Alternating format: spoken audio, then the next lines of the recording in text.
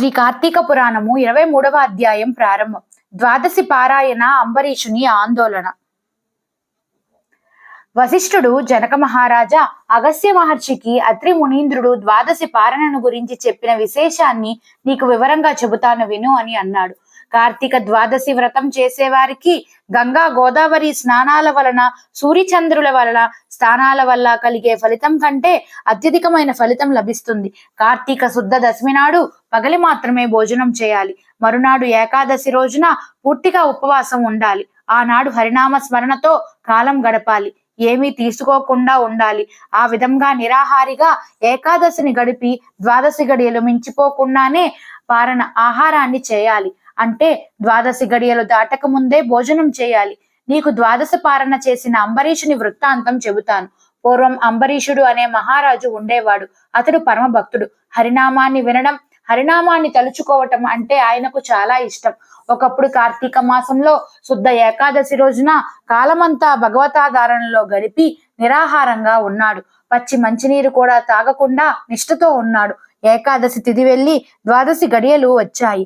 ఆ గడియలున్న సమయంలోనే భుజించాలని నియమంగా అనుకుంటున్నాడు. బ్రాహ్మణులకు సమారాధన చేసి తాను కూడా తిందామని అనుకుంటున్నాడు. ఇంతలో అక్కడికి దుర్వాస మహాముని వచ్చాడు. అంబరీషుడు దుర్వాస మహర్షికి నమస్కరించి, మునిశ్రేష్ఠ, ద్వాదశి పారణ చేయబోతున్నాను.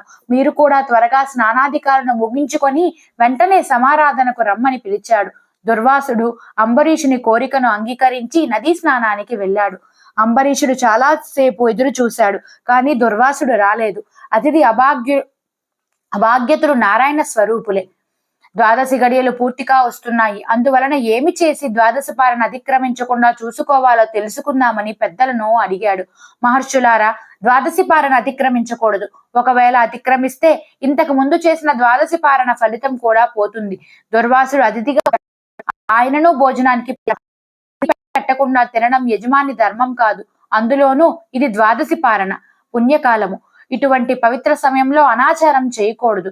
దుర్వాసుడు నది నుండి తిరిగి రాలేదు. ద్వాదశి గడియలు సమాప్తమైపోతుండడం వలన ఇప్పుడు నేను ఏమి చేయాలో మీరు సూచించండి. దుర్వాసుడు అనుకోకుండా వచ్చిన అతిథులలోను అన్నార్తులలోను కార్తీక ద్వాదశి పారణలో పరమేశ్వరుడు అగ్ని రూపంలో ఉంటాడని వేదం చెబుతుంది. జఠరాగ్ని రూపంలో ఉన్న అగ్ని ప్రాణవాయువు వలన ప్రజ్వలింపజేయబడుతుంది. అప్పుడు మనకి ఆకలి కలుగుతుంది. జీవుడు స్వీకరించే వక్ష్య భోజ్య చోష్య లేహ్య రూపాలైన ఆహారాన్ని అగ్ని ఆరగిస్తాడు. కనుకనే ఇంటికి వచ్చిన అభ్యాగతి శూద్రుడైన చండాలుడు అయిన అతన్ని విడిచిపెట్టి తినకూడదు. నిత్యాగ్నిహోత్రుడు, పరమ నిష్ఠాగరిష్ఠుడు, యోగీశ్వరుడైన విశేష విప్రుడైన దుర్వాసుడే అతిథిగా వచ్చాడు. అతనికి కాదని ముందుగా భోజనం చేయటం వల్ల ఆయురారోగ్యాలు, కీర్తి ప్రతిష్టలు తొలగిపోతాయి. భోజనానికి రమ్మని పిలిచి నేను ముందుగా తింటే ఆ ముక్కోపి శపించే పరిస్థితి వస్తుంది. కనుక అతిథిని నిర్లక్ష్యం చేయటం, పారణ అతిక్రమించిన దోషం రెండూ కష్టమైనవే అని అన్నారు. అతిథి అభాగ్యత స్వయం విష్ణువు అని వేదవాక్కు. కనుక అతిథులను అభాగ్యులను నిరాదరించక గౌరవించాలనే అంబరీషుడు మనకు సూచిస్తున్నాడు. 23వ రోజు పారాయణం సమాప్తం.